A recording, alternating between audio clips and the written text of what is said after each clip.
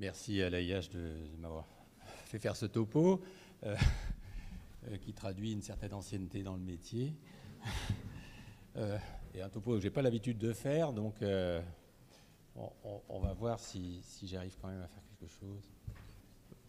Voilà, donc je dois vous faire un petit historique de la greffe de cellules souches hématopoïétiques allogéniques, qui est quand même un tout petit peu plus ancienne même que moi.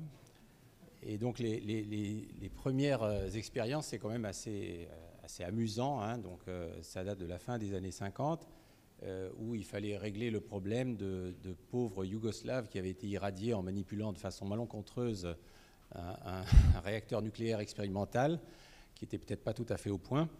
Et donc ils sont allés à l'Institut Gustave Roussy.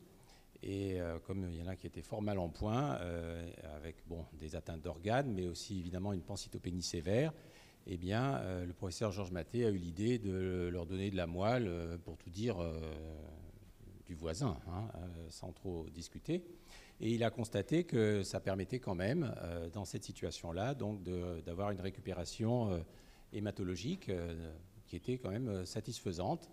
Et donc, c'était un peu les premières expériences. Mais clairement, on ne savait pas du tout, enfin, ça s'est pas très bien fini, et on ne savait pas très bien comment ça marchait, ni pourquoi, ni combien de temps ça pouvait durer. Mais il a persisté dans cette idée, et donc il a essayé de traiter des gens qui avaient donc des hémopathies malignes. On n'avait pas beaucoup de choses à ce moment-là, donc en l'occurrence des patients qui avaient des leucémies aiguës lymphoblastiques. Et donc c'est un article qui a été publié en 63, donc des années... tout début des années 60. À l'époque, on tapait les manuscrits à la machine, on corrigeait à la main, hein. Il n'était pas question d'ordinateur, hein. Et donc, en termes de récupération hématologique, vous pouvez voir sur la figure de gauche que, oui, on récupère des polynucléaires, on récupère, là c'était les globules blancs, mais c'était vrai aussi pour les plaquettes. Le conditionnement, finalement, il a reproduit celui des Yougoslaves, et donc il a irradié ces gens avec un conditionnement myéloablatif de 8 Gray. Et alors, ce qu'il faut quand même regarder, c'est les donneurs. C'est le donneur. Enfin, en fait, ce n'est pas le donneur, c'est les donneurs. Donc, il a pris 6 donneurs, hein. Il a pris le père, la mère et 4 frères et sœurs. Et tout ce petit monde a été utilisé pour faire la greffe. Il n'était pas question à l'époque de chimérisme ou de choses comme ça, mais finalement, il s'est aperçu d'une part que les globules remontaient. La deuxième chose dont il s'est aperçu, c'est qu'il a observé la GVH. Il ne s'y attendait pas forcément, et c'était un peu difficile chez les irradiés, puisqu'ils avaient déjà une atteinte d'organes sévère, cutanée, digestive. Donc pour voir la GVH là-dedans, c'était quand même pas très simple. Tandis que là, a priori, voilà, c'était un malade qui n'avait pas tout ça, et donc il a observé aux alentours de J15 un érythème, des diarrhées, enfin tout ce qui ressemblait à la Hunting disease de la souris qu'on vous a décrite il n'y a pas beaucoup quelques minutes maintenant. Et quand même, ce malade a quand même résisté à ça. Je vous passe le traitement, parce que il y avait de la cortisone, heureusement, mais il n'y avait pas que de la cortisone, il y avait vraiment des choses tout à fait bizarres dans le traitement de la GVH par rapport au concept qu'on a actuellement. Et donc après, il a essayé de prouver la tolérance, et pour ça, il a fait des biopsies, il a fait des greffes cutanées, en fait, de tous les donneurs. Et donc, il s'est aperçu qu'en fait, les 2 seules greffes qui tenaient, c'était celle du donneur qui était HLA identique, par hasard, hein, qui est le P, et puis celle du malade, enfin, finalement, la peau, puisqu'elle était restée tolérante, puisque la GVH était éteinte, et donc restait la peau du malade et la peau du donneur, qui finalement était restée, puisque probablement... On a l'expérience sur des greffes de double cordon, il n'en reste qu'un. Et donc là, sur ces 6 donneurs, il n'en restait plus qu'un, bien sûr, à la fin des courses. Voilà. Et donc, voilà, c'était une première preuve d'histocompatibilité. Alors, dans le même temps, puisqu'en fait, c'était tout à fait parallèle, ces recherches et ces découvertes, eh bien, quelqu'un s'intéressait au système HLA. Donc, on connaissait déjà une histocompatibilité chez la souris, qui s'appelait H2. Et donc, il fallait prouver qu'il existait la même chose chez l'homme. Et donc, le professeur Dossé, à peu près dans les mêmes années, s'est amusé à faire des co-cultures de leucocytes, hein, à l'époque de leucocytes, a montré qu'il y avait d'autres antigènes que les groupes sanguins qui étaient bien connus. Et donc, il a montré qu'au fil des transfusions, on s'immunisait progressivement contre des globules blancs. Donc, il a décrit ces ciso-leuco-anticorps. Et puis c'est vrai que ces anticorps-là ne réagissaient pas en revanche contre les malades qui étaient immunisés, avaient des anticorps contre d'autres leucocytes d'autres personnes, mais pas contre eux-mêmes. Donc ça, c'est un article princeps donc de 1958, et c'est ce qui lui a permis, au fil des années, d'être reconnu et d'avoir le prix Nobel en 1980 en développant donc le système finalement HLA. Au départ, il s'appelait U1, Human 1, et il a eu ce prix Nobel donc de façon concomitante avec deux autres chercheurs, Mena Seraf et George Snell, qui eux avaient décrit le système H2 chez la souris, puisque finalement c'était un petit peu la même chose. Et ce HLA, au début, eh bien, sur le premier article, il avait décrit 7 groupes, entre guillemets, et vous êtes bien sûr au courant maintenant que ça ne fait que croître et embellir. Et même maintenant, enfin, je veux dire, c'est totalement évolutif. Donc, vous voyez que même en 2020, là, la courbe commence en 1987, et puis à droite, vous avez 1921, 2022, 2021, 2022, et ça continue à augmenter. Et même chez nous, chez nos malades, tous les ans, on découvre un nouvel antigène HLA qui n'est pas décrit. Ce qui fait une diversité extraordinaire, donc, et une nomenclature maintenant que vous connaissez bien, et des techniques surtout qui ont énormément évolué. Donc on partit de la sérologie, qui était finalement la technique initiale, qui a été développée, et actuellement donc, le typage HLA se font en NGS de façon plus rapide quand même, nettement plus rapide que dans le temps, où il fallait quand même plusieurs semaines pour avoir un typage de haute résolution de classe 2. Et puis surtout de façon beaucoup plus complète pour justement découvrir de nouveaux antigènes de classe 1 ou de classe 2. Et donc à partir de ça, on s'est mis à choisir le donneur, et donc puisqu'on a montré que c'était transmis génétiquement, donc avec un donneur familial, et on a pu typer donc l'histocompatibilité, et donc on a fait les premières greffes donc à la fin des années 60, années 70. Et donc l'expérience de ces premières greffes, essentiellement donc, le pionnier de la greffe de cellules souches hématopoïétiques, c'est le professeur Donald Thomas à Seattle. Je suppose que vous avez un peu envie de travailler là-bas, c'est quand même pas mal. A décrit donc ces premiers malades dans un article, enfin 2 articles dans New England en 1975. Et on a déjà un certain nombre d'enseignements. D'une part, on voit un petit peu que la greffe, il y a quand même un certain nombre d'inconvénients, donc essentiellement la GVH, et que donc dans un modèle où, a priori, il y avait simplement la reconstitution hématopoïétique à assurer, qui est la plasie médulaire, eh bien, la survie, elle est aux alentours à peu près globalement de 50%. Et on voit aussi que le rôle du conditionnement est quelque chose d'important, c'est-à-dire qu'il y a eu plusieurs conditionnements d'immunosuppression qui ont été utilisés, donc essentiellement à base d'endoxan, c'est la courbe du haut, avec une irradiation corporelle totale dont on sait depuis qu'il ne faut pas l'utiliser dans cette indication-là, ou pas de cette façon-là, pas de façon myéloablative. Eh bien, il y a des grosses différences en termes de survie, donc en pratique de toxicité et de maladie du greffon contre l'autre. Et puis on voit qu'au fil des années, bon, sur une courte période, c'était un peu moins de 10 ans, eh bien, il y a quand même eu des progrès qui ont été faits, et donc les derniers malades qui ont été traités dans le milieu des années 70 ont quand même une survie correcte pour des leucémies aiguës en première émission complète, sachant que ça, c'était un modèle de greffe familiale et de greffe de moelle. Alors bien sûr, il a observé la GVH, bien sûr c'était son obstacle principal, il l'a bien décrite, c'est de là que date la classification clinique, qui a été améliorée depuis, mais finalement la base est à peu près toujours la même, avec donc les 3 organes principaux atteints, la peau, le tube digestif et le foie.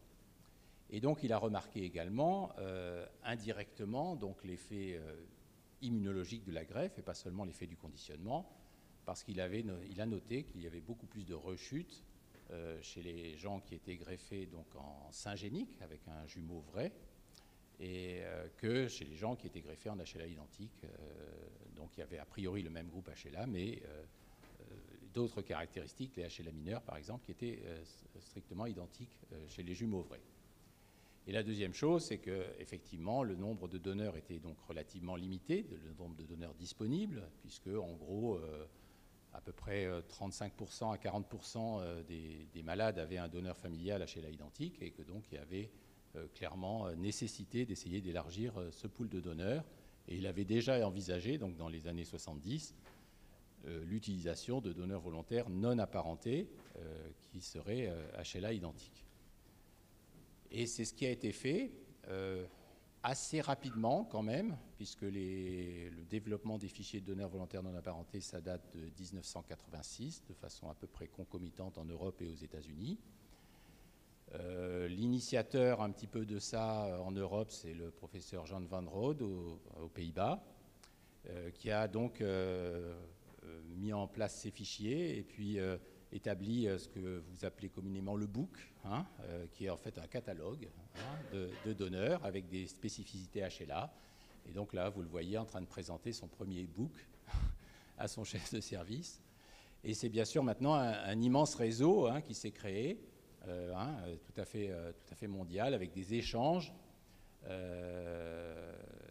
Et vous voyez que c'est vraiment quelque chose qui est maintenant quand même un exemple quand même de coopération internationale. Il y en a finalement pas tant que ça à montrer de nos jours.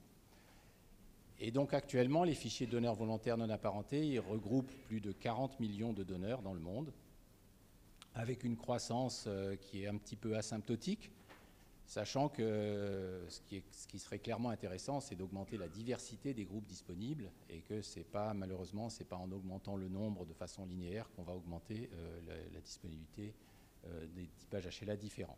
Bon, la courbe du bas, j'en reparlerai. Le rouge, c'est les cordons qui sont disponibles également. Et donc là, jusque-là, on parlait donc de moelle osseuse. Et la moelle osseuse, il faut la prélever sous anesthésie générale. C'est assez, disons, long, un petit peu pénible. Et d'autre part, pas toujours facile non plus d'obtenir une qualité de greffon tout à fait satisfaisante. Et donc, on a cherché à récupérer d'autres sources de cellules souches hématopoïétiques. Et donc, on a mis en évidence tout de suite qu'il y avait en fait une dynamique entre le sang et la niche hématopoïétique au sein de la moelle osseuse. Et donc, il y a des cellules souches hématopoïétiques qui sont dans le sang, mais elles ne font que passer, elles reviennent tout de suite, et à l'état stable, leur quantité est tout à fait faible. Et donc, on voulait récupérer ces cellules, et à l'apparition des facteurs de croissance hématopoïétique, disponibles pharmacologiquement, connus avant, mais disponibles pharmacologiquement, eh bien, on s'est aperçu qu'en les administrant, on pouvait augmenter entre 1 et 2 log à peu près la quantité de cellules souches hématopoïétiques disponibles dans le sang, donc marquées avec l'antigène CD34. Donc ça a d'abord été utilisé en autologue aux alentours des années 80. Et puis, en fait, il y avait quand même une certaine réticence à l'utiliser en allogénique, essentiellement en raison de la composition, parce que cette mobilisation, ce qu'on appelait cette mobilisation, mobilisait également énormément de lymphocytes T, et à peu près 10 fois plus, en fait, de lymphocytes T que de cellules souches hématopoïétiques. Et donc, il y avait évidemment une crainte importante vis-à-vis de la maladie du greffon contre l'eau, de la GVH, comme on vous l'a expliqué tout à l'heure. Et donc, il y avait tout à fait une réticence à l'utiliser. Donc, ça a été utilisé de façon, au début, ponctuelle, en rescue, quand on ne pouvait pas faire autrement, entre guillemets. Et puis, ça s'est développé progressivement. Et la deuxième chose, c'est qu'on a étudié la composition de ces greffons. Et il n'y a pas uniquement, quand on dit qu'il y a plus de lymphocytes T, il y a également, on vous a évoqué tout à l'heure, les cellules myéloïdes suppressives, essentiellement monocytaires, eh bien, elles aussi, elles sont mobilisées. Donc, en fait, il y en a beaucoup plus aussi dans un greffon de cellules souches périphériques que dans un greffon médulaire. Il y a également un certain nombre de cellules T régulatrices qui sont... Donc, il n'y a pas uniquement des cellules qui provoquent, entre guillemets, la GVH. Il y a aussi des cellules qui peuvent éventuellement la réguler par la suite. Et donc, c'est quelque chose qui s'est développé. Et comme c'était quand même beaucoup plus pratique pour le médecin greffeur, potentiellement aussi pour le donneur, mais finalement les études ont montré que les inconvénients étaient à peu près comparables entre le prélèvement de moelle osseuse et le prélèvement de cellules souches périphériques du point de vue du donneur. Il n'y a pas d'énorme différence, mais pour le médecin greffeur, c'est très différent parce qu'il ne le fait plus. Eh bien, ça s'est largement développé et on s'est quand même posé des questions sur le fait que qu'est-ce qui était la meilleure façon de faire. Et donc, il y a eu énormément d'études rétrospectives et quelques études prospective, et donc je vous en présente une là, qui a été publiée donc en 2012 et qui montre que globalement c'est pareil. Vous êtes bien d'accord qu'en termes de survie, c'était de la survie globale, la courbe de gauche, c'est pareil. Mais dans le détail, il y a quand même des petites nuances. En termes de toxicité immédiate, il n'y a pas de grosse différence, alors qu'on espérait quand même que ça soit mieux, essentiellement parce que la récupération hématopoïétique est quand même nettement plus rapide. On gagne à peu près une semaine, donc une semaine d'aplasie en moins, potentiellement moins de complications infectieuses, moins de transfusions parce que c'est vrai aussi pour les plaquettes, mais au total, la toxicité liée au traitement, elle reste à peu près identique. En termes de GVH, donc c'était quand même l'inquiétude principale, et bien finalement, en termes de GVH aigu, il n'y a pas de grosse différence. Alors ça dépend, il y a d'autres études dans d'autres situations où il y a peut-être des différences, mais dans cette étude-là, qui était des leucémies aiguës en première ligne, il n'y a globalement pas de différence en GVH aigu. C'est strictement pareil.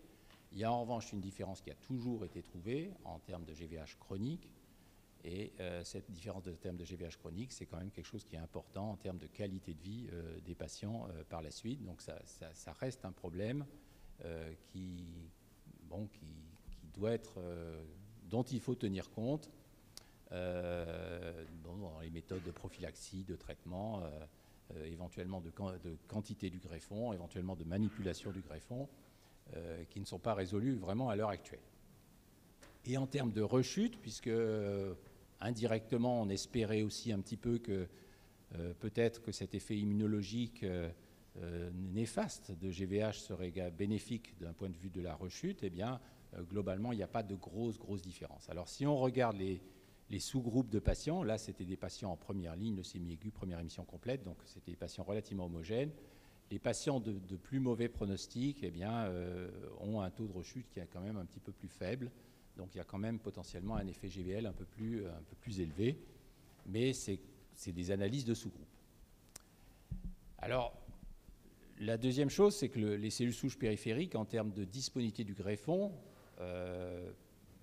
ça ne réglait pas non plus le problème de la disponibilité d'un greffon pour tous les patients qui éventuellement avaient besoin d'une greffe. Donc en pratique, vous avez le donneur familial, à peu près 30 à 40%, un petit peu moins au fil du temps, hein, avec la taille des familles qui diminue.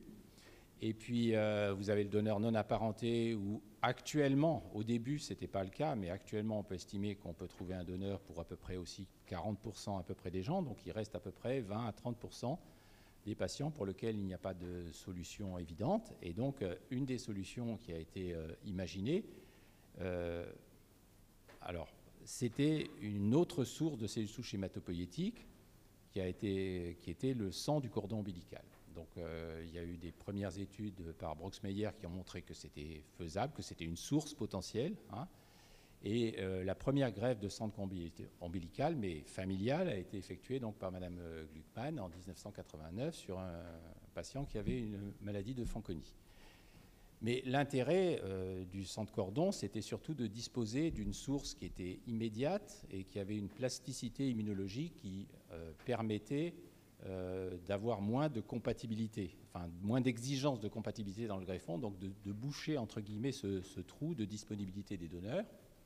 Et donc l'intérêt de la greffe de sang de cordon, c'est la banque de sang de cordon, c'est le fait d'en avoir immédiatement, c'est pas de faire un nouveau bébé pour avoir une greffe, ce qui est un concept qui se fait aussi dans les hémoglobinopathies, mais là en l'occurrence c'était quand même pas le but initial. Donc il y a eu un développement donc, des banques de sang de cordon. Donc, je vous avais montré la courbe à peu près. Il y a à peu près 800 000 cordons qui sont congelés à l'heure actuelle. Et donc, en 2013, on a refait un petit peu le point des résultats. Et les résultats, ils sont quand même très différents entre les enfants et les adultes. Parce que la limitation principale de la greffe de sang de cordon, c'est quand même la quantité de cellules souches hématopoïétiques disponibles. Et donc, c'est ça qui en fait détermine la toxicité du traitement, la survie.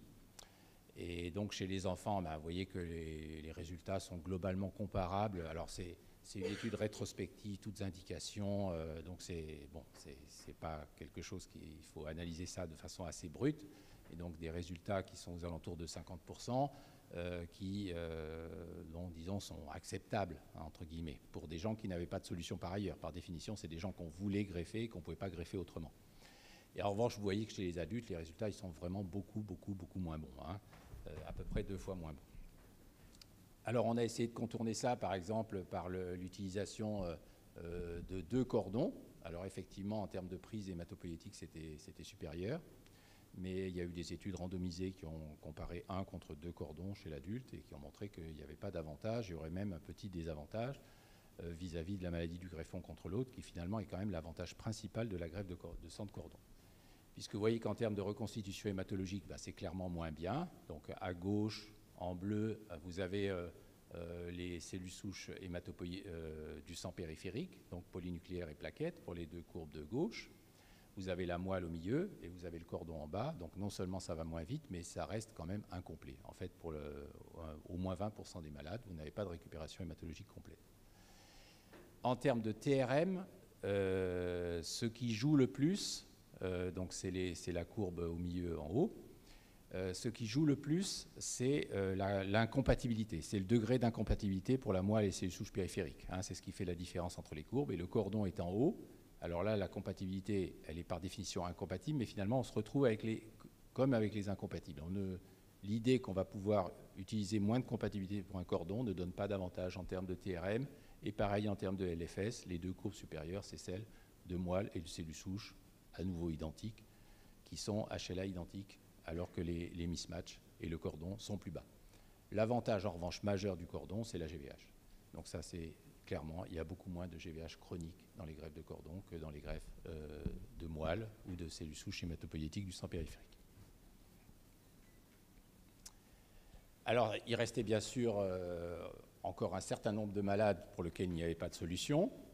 Et donc, ça, vous avez l'exemple de ce malade-là, par exemple, qui a 2 parents, a 3 frères et sœurs, donc ses parents, par définition, sont semi-identiques.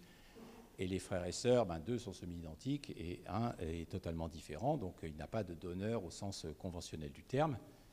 Et en revanche, si vous vous intéressez à un donneur qui serait seulement semi-identique, haplo, eh bien c'est clair que du coup, il se retrouve avec tout d'un coup 4 donneurs.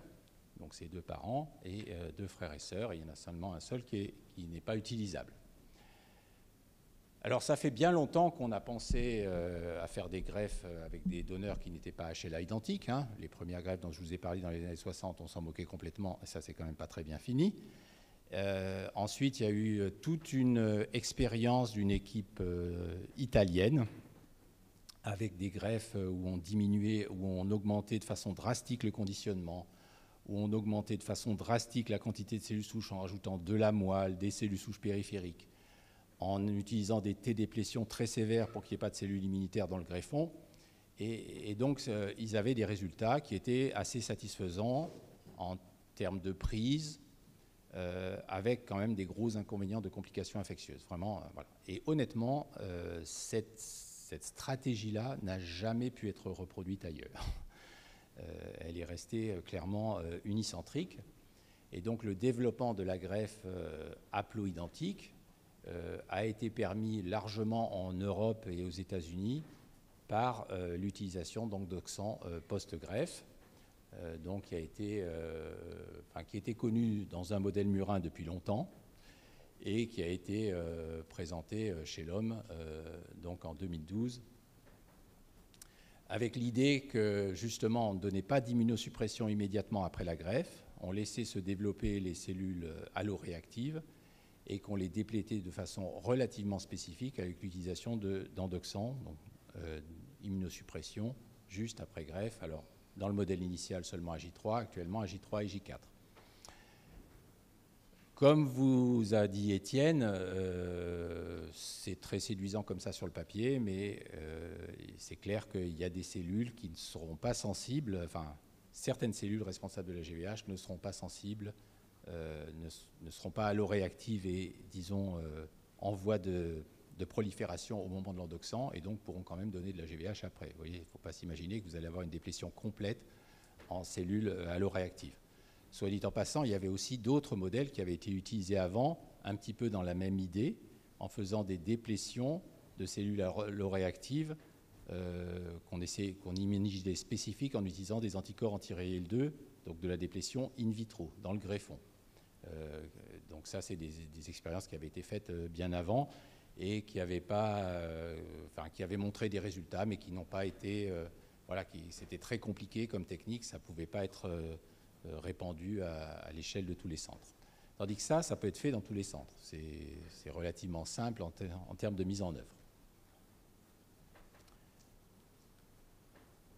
Alors le résultat actuel, c'est que en termes d'activité de greffe, eh bien, vous constatez qu'en termes de greffons, eh bien, on utilise de plus en plus les cellules souches périphériques. Alors, à un moment, au milieu des années 2000, on s'est dit, on va faire plus que ça. Mais en fait, compte tenu de ce risque de GVH chronique, compte tenu du fait qu'en pédiatrie, c'est quand même plus facile d'avoir des greffons corrects médulaires et qu'ils ont moins de soucis de GVH en termes de greffe de moelle que les adultes, eh bien, clairement, la greffe de moelle reste. Vous voyez, je veux dire, donc les cellules souches périphériques, c'est clairement la majorité à l'heure actuelle, mais la greffe de moelle va rester pour beaucoup d'indications. En pédiatrie, c'est quand même la règle. Hein, ils font des cellules souches périphériques quand ils ne peuvent pas faire autrement. Et même dans certains... Bon, il y a la plasie médulaire, bien sûr, toutes les maladies non malignes. On n'a pas envie d'avoir de la maladie du greffon contre l'autre. Mais il y a aussi des situations, par exemple, particulières, comme le lymphome de Hodgkin dans la greffe à Plot, où on a montré que la moelle faisait potentiellement mieux que les cellules souches périphériques.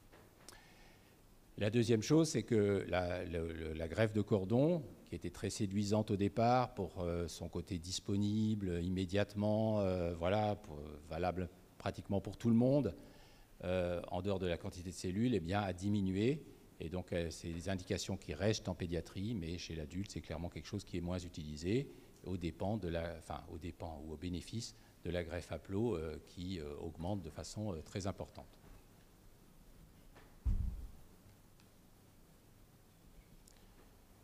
Alors, la greffe, c'est bien sûr un conditionnement, c'est une récupération hématopoïétique, mais c'est clairement aussi une immunothérapie adoptive. On a évoqué, et donc ça, c'est les études des premières greffes de moelle qui ont montré ça, que dans les greffes syngéniques, le risque de rechute, il était 2, 3, 4 fois plus élevé que dans les greffes allogéniques HLA identiques. Et la deuxième chose qu'on a montré, c'est que quand il y avait de la maladie du greffon contre l'autre, donc quand même quelque chose qui était potentiellement un inconvénient, eh bien, le risque de rechute, il diminuait. Donc ça, de façon rétrospective, et si vous faites une méta-analyse sur de très grands nombres de greffes, ça c'est des études qui ont été beaucoup plus récentes à droite, eh bien, vous voyez que si vous faites une maladie du greffon contre l'autre modérée, vous avez un avantage en termes de moins de rechute et d'un avantage de survie. Si elle est trop importante, vous ne voyez plus cet avantage parce que la GVH est trop toxique, le malade en meurt, et clairement, vous ne pouvez pas avoir l'avantage en rechute. Est-ce que c'est valable pour toutes les maladies ? Alors, je pense qu'il y a aussi une question de nombre qui fait que la significativité des chiffres n'est pas la même, mais clairement, ce n'est pas quelque chose qui est évident en termes de myélome, par exemple. Hein. Et donc, on ne fait plus trop de greffes allogéniques pour les myélomes.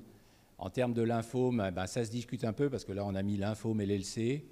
Et donc, nous, on a quand même localement de parfaits exemples quand même d'effets allogéniques vis-à-vis de lymphome de bas grade de malignité. Donc je pense que il y a d'autres thérapeutiques actuellement, donc c'est vraiment un peu des thérapeutiques de dernier recours, mais c'est peut-être pas quand même zéro. Et donc l'essentiel se voit quand même en leucémie aiguë et myélodysplasie. Alors ça, bien sûr, cet effet-là, qui a juste été observé, on a essayé de l'utiliser. Et donc, on a essayé de l'utiliser tout simplement en réinjectant donc, des cellules immunitaires quand il y avait rechute ou quand il y avait, disons, suspicion de rechute. Et donc, c'est l'utilisation des lymphocytes du donneur. Et donc, c'est quelque chose qui a été montré qu'en réinjectant seulement des cellules immunitaires, eh bien, on pouvait remettre le malade en rémission complète d'une rechute d'une hémopathie post-allogreffe. Bon, honnêtement, ça ne marche vraiment que dans une indication qui n'est plus une indication de greffe, qui est la leucémie myéloïde chronique. Donc là, clairement, ça marche très bien. Dans les autres hémopathies, c'est quand même nettement moins efficace. Et la deuxième chose, c'est que ça marche évidemment quand la rechute, elle n'est pas importante. C'est-à-dire en pratique, quand vous avez une rechute moléculaire ou éventuellement une rechute cytogénétique, ça marche correctement. Quand vous avez une rechute franche hématologique ou empire une rechute blastique, eh bien c'est clair que c'est beaucoup moins efficace, tout simplement parce que c'est très puissant, mais c'est lent. Il faut à peu près 1 an, vous voyez, pour obtenir une rémission complète moléculaire quand vous avez une rechute dans une LMC que vous rechetez. Et c'est assez difficile de le dissocier, ça aussi, de la maladie du greffon contre l'autre. Donc c'est aussi une thérapeutique que vous ne pouvez pas utiliser si le malade a de la GVH. Alors, il y a quand même beaucoup d'intérêt dans la DLI. Enfin, je veux dire, il y a beaucoup de gens qui s'intéressent à ça. Et il y a beaucoup de gens qui promeuvent ça. Je dois dire que moi, je ne suis pas un fanatique de la DLI.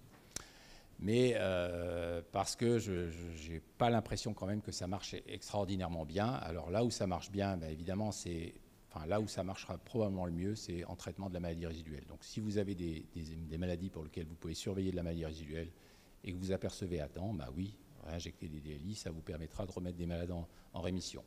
Il y a une autre indication potentielle, c'est quand vous avez une chimère partielle, c'est-à-dire une prise partielle, et que vous craignez le rejet.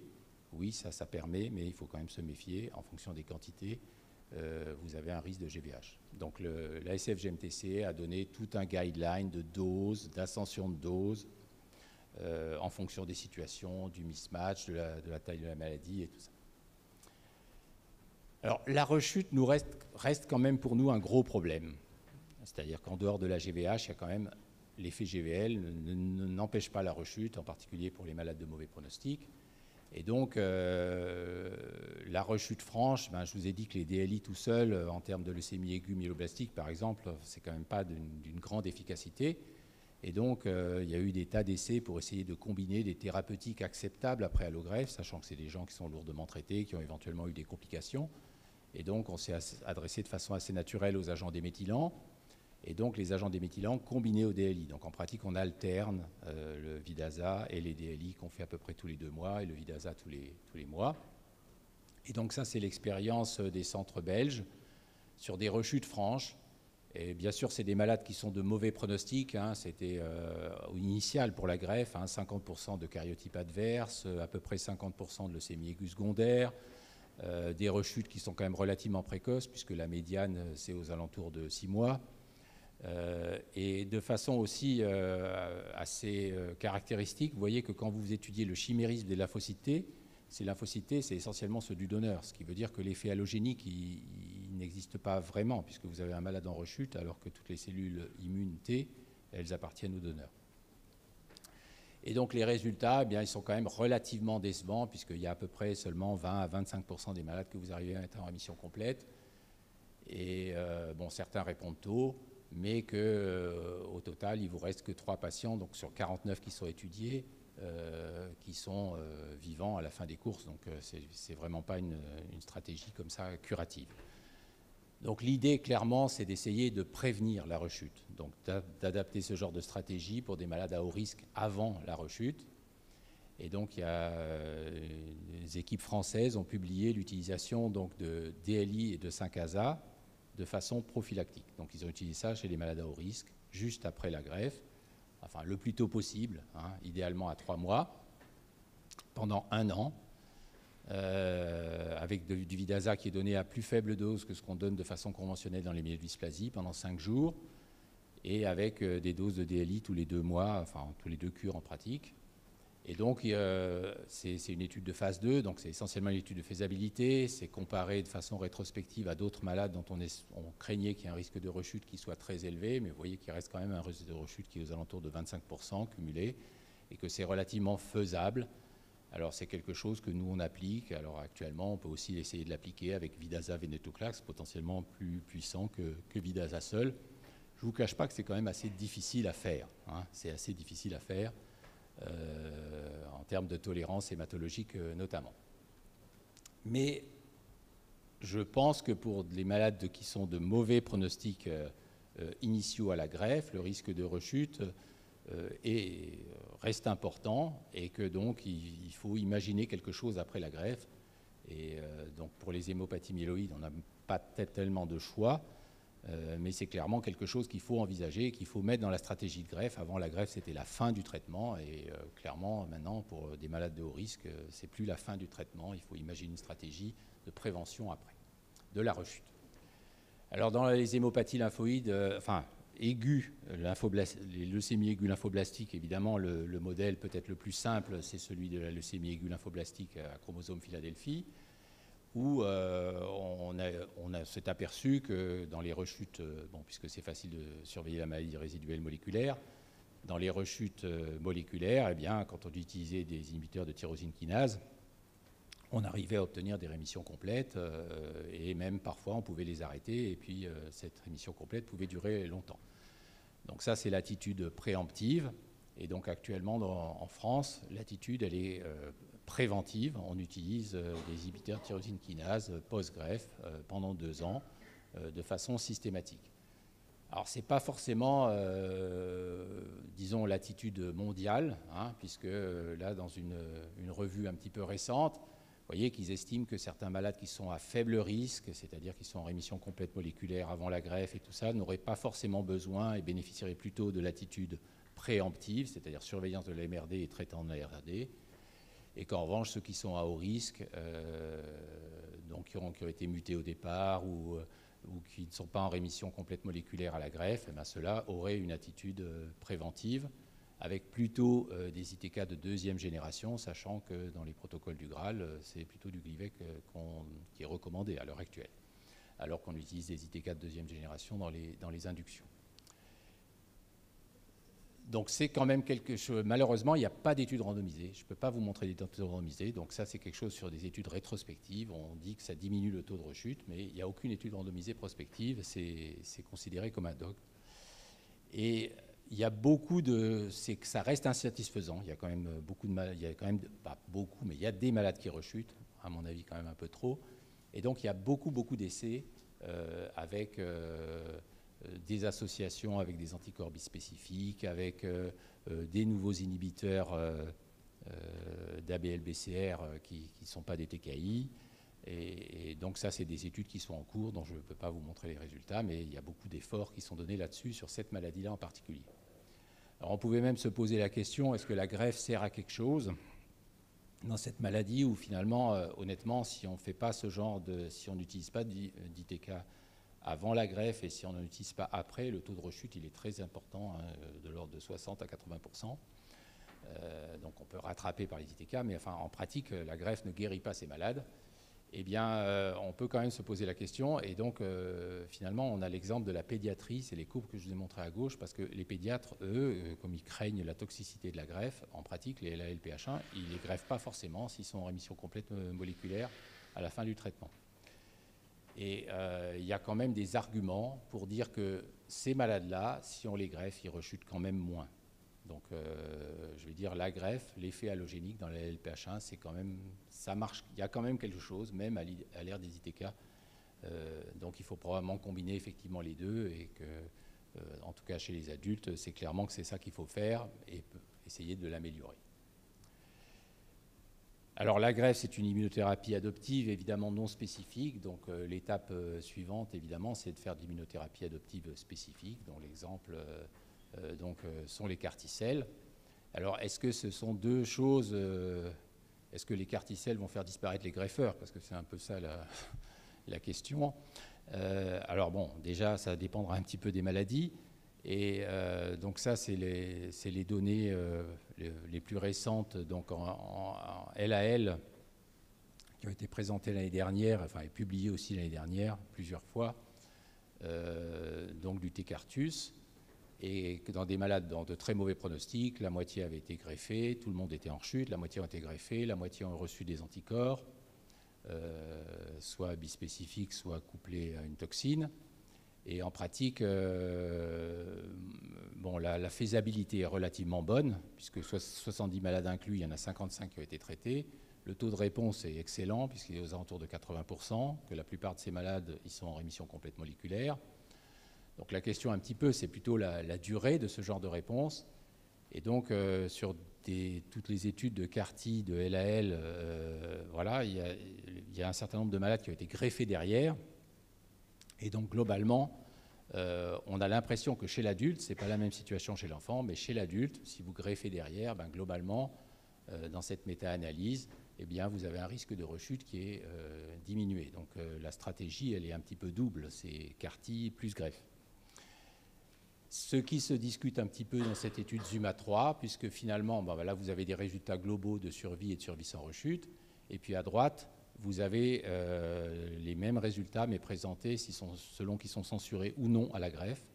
Et vous voyez que les résultats ne sont pas tellement différents. Donc on peut se dire qu'avec ce CAR-T, dans cette situation-là, eh bien finalement la greffe, elle n'est peut-être pas indispensable par la suite, même si les CAR-T persistent finalement pas très longtemps. C'est-à-dire qu'ils font peut-être leur travail seulement en 9 mois, puisque c'est à peu près la durée de persistance de ces CAR-T dans cette situation-là, et que les malades ne rechutent pas forcément. Donc, sachant que là-dedans, il n'y a que 10 malades qui ont été allogreffés, et donc les courbes de malades allogreffés ou pas allogreffés, finalement, ne sont pas très différentes. Bon, sur des relativement petits nombres, mais il n'y a pas de grande série homogène de CAR-T que je puisse vous montrer. Il y a beaucoup de malades maintenant, il y a beaucoup plus de malades, bien sûr, en termes de lymphome qu'en termes de leucémie ou lymphoblastique. Et la deuxième chose, c'est que finalement, chaque série, disons, homogène, elle est relativement faible. Hein. C'est quand même une des plus grosses séries qui a été publiée. Donc au total, bien, je pense que des greffes, on en fera encore quand je serai parti et quand vous serez aux commandes. La deuxième chose, c'est que la greffe allogénique, je pense que maintenant, quand moi j'ai commencé, c'était la fin, et puis si on survivait, c'était bien. C'était vraiment l'idéal, et que maintenant, clairement, quand on fait une greffe, on dit, mais écoutez, c'est pas fini, on va probablement vous faire des choses après. Alors bon, pour la LPH1, c'est facile, on va vous donner des comprimés. Pour les LAM de haut risque, c'est déjà plus compliqué. Pour les LAL standards, ben, peut-être qu'il faut quand même donner des anticorps bispécifiques, vous voyez, des choses comme ça qu'on n'a pas données avant. C'est plein d'études à faire, qu'il reste des obstacles à franchir, bon, essentiellement la GVH. Je pense qu'Étienne vous a montré exactement comment ça marchait. Et du coup, comme c'est très compliqué aussi à prévenir et à traiter quand ça survient, ce qui est fréquent. Et pour l'immunothérapie adoptive, ben, bien sûr, les CAR-T, entre autres, c'est pas mal, mais le problème, c'est la cible. Et donc, comme vous pouvez constater, 50% de nos malades, c'est des hémopathies myéloïdes. Et qu'à l'heure d'aujourd'hui, il n'y a pas de CAR-T qui ne tue pas les cellules myéloïdes et sans tuer les cellules souches. Et donc, c'est quand même un petit peu difficile à appliquer, même s'il y en a qui sont en développement. Hein. Donc, j'espère bien que vous les verrez, et moi, j'espère bien aussi voir aussi, éventuellement. Voilà. Je me suis aperçu dans le topo que j'ai quelque chose que j'ai oublié, complètement, et qui est quand même... parce que finalement, c'est passé dans la routine, alors je ne me suis même pas aperçu que ça faisait partie du développement. C'est quand même la greffe à conditionnement atténué. C'est-à-dire que... on s'est quand même aperçu, au milieu des années 90 à peu près, que finalement on n'avait pas besoin de faire un conditionnement myélo-ablatif pour que ça prenne. Bon, ce qui finalement était peut-être assez facile à envisager, mais bon, voilà, on s'est aperçu de ça. Et donc, du coup, voilà, du coup, on peut faire des greffes chez des gens qui sont plus âgés, qui sont plus fragiles. Et la deuxième chose, quand même, c'est que quand vous avez vu la physiopathologie de la GVH et l'importance des dégâts que font le conditionnement dans l'initiation de la GVH, eh bien, la greffe à conditionnement atténué permet aussi, d'une certaine façon, de prévenir la GVH de ce point de vue-là. Enfin, clairement, ça améliore les choses. Mais, je dis mais il a aussi été démontré avec l'expérience que pour les maladies à haut risque ou les maladies où il y avait une masse tumorale non négligeable, la greffe à conditionnement atténué fait quand même moins bien que la greffe à conditionnement myélo-ablatif. Donc le conditionnement, on ne peut quand même pas tout à fait le jeter aux poubelles. Il faut quand même il faut raison garder, mais il faut... Donc finalement, voilà, c'est un progrès important parce que c'est un progrès technique, mais conceptuellement, eh bien voilà, il y a des malades qui relèvent de l'un, il y a des malades qui relèvent de l'autre, et ça ne change pas le fond du problème. Je vous remercie.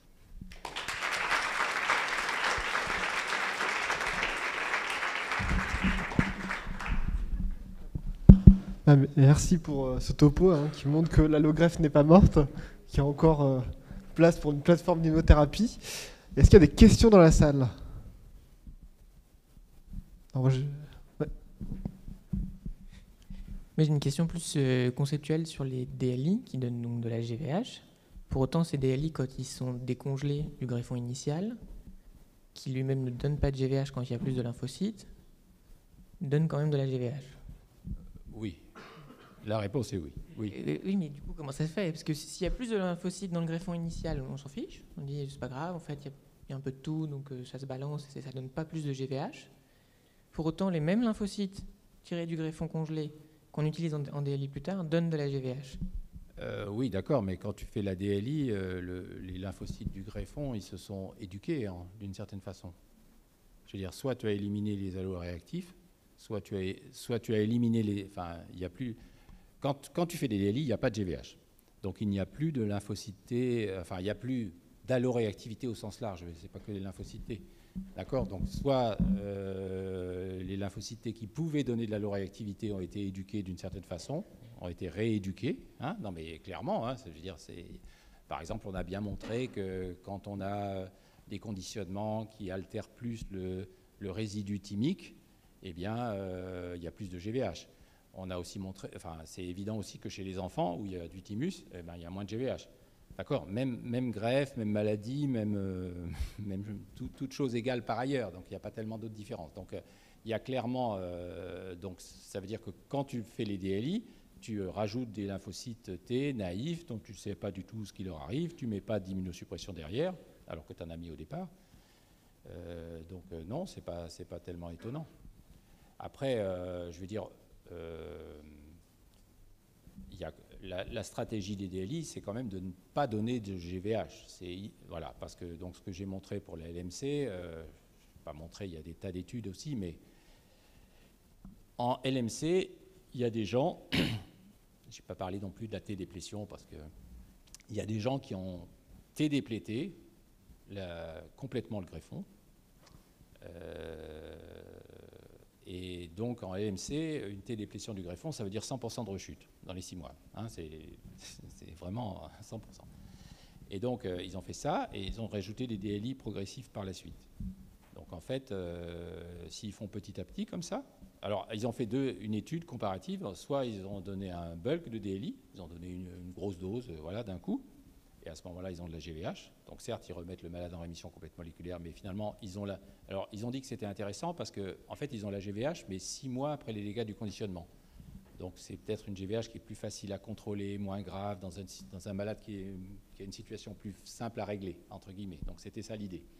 Mais bon, c'était quand même pas très satisfaisant. Donc à côté de ça, ils ont fait des DLI progressifs, comme ce qu'on fait actuellement. Et donc, ils ont beaucoup moins de GVH et ils ont le même résultat. Mais il faut être moins pressé et il faut surveiller de près, il faut commencer tôt, parce que bien sûr, il faut traiter de la maladie résiduelle moléculaire, il ne faut pas traiter autre chose. Donc non, moi ça... Et après, bon, alors pour les DLI qu'on utilise, je veux dire, il y a des gens qui utilisent... Alors ça, c'est une question...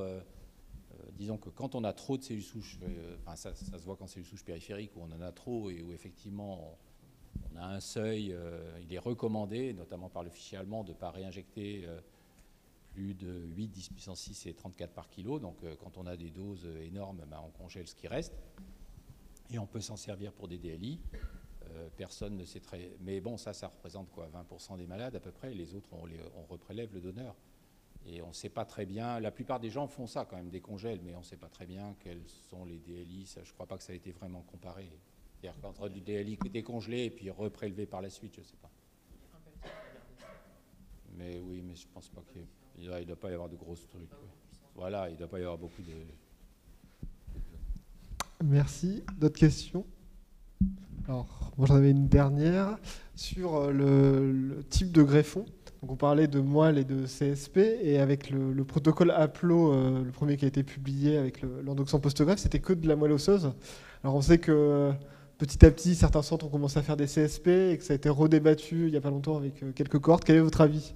Est-ce qu'il faut garder la moelle ou partir sur les CSP? Alors, il y a un abstract qui a été présenté à l'EBMT par Claire, mais qui n'est pas là. Je ne crois pas. Donc, une interne qui a travaillé ici et à la Pitié.